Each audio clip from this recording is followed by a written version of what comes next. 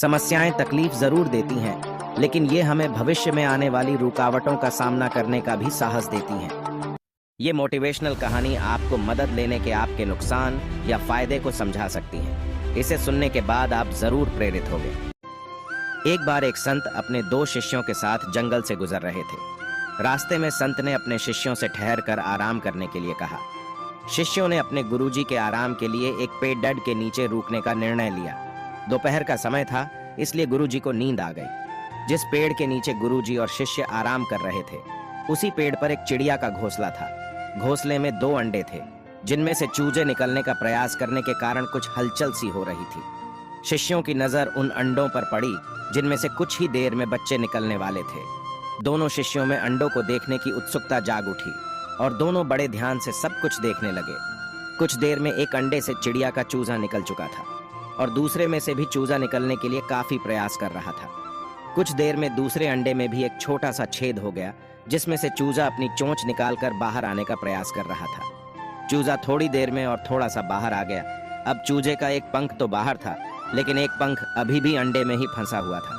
शिष्य यह देखकर बहुत परेशान होने लगे कि इस चूजे को कितनी तकलीफ हो रही है बाहर आने में। वे दोनों उसकी मदद करना चाहते थे। कुछ देर और देखने के बाद एक शिष्य से रहा नहीं गया और उसने अंडा तोड़कर चूजे को आजाद कर दिया।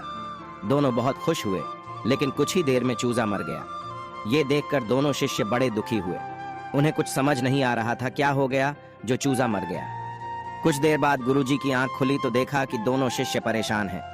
गुरुजी ने शिष्यों से परेशानी का कारण पूछा तो शिष्यों ने सब कुछ बताया कि इस घोंसले में 2 अंडे थे, जिनमें से एक अंडे से तो अपने आप ही बच्चा बाहर आ गया और वो बिल्कुल स्वस्थ भी है, लेकिन दूसरे अंडे से बच्चे को निकलने में परेशानी हो रही थी, जिसे देखकर हमने अंडे को तोड़कर बच्चे को आजाद कर दिया, लेकिन फिर भी कुछ देर में वह चूजा मर गया।